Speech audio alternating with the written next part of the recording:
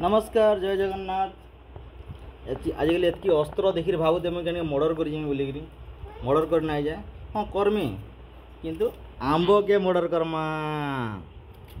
आज आंब के काटसन आज आम आपन को बतामु से लगी यही अस्त्र लगवा आपण मैंने जानीदे मॉडर्न जुगर सडन माने आपण मैंने यही अस्त्र लगवा। ये अस्त्र संगे ये अस्त्रटा बहुत आगु शामुका के धरिकी कराला देखमा मुझे केन्दा करि पारसी कि नाई जे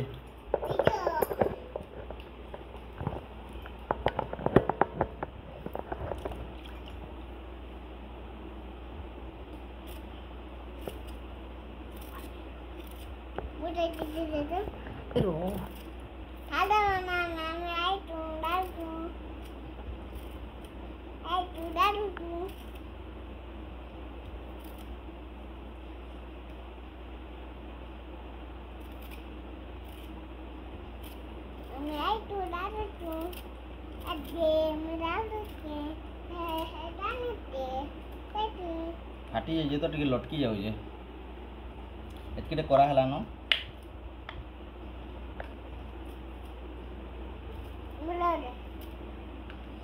फाटी जाइए तो लटकी जाइए एतके आंब अच्छे तेल भितर आम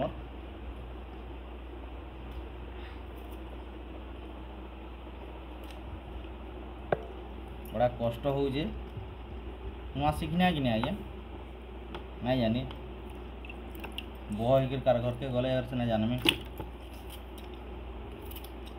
तथापि जमी सेमती कली गोटे कंप्लीट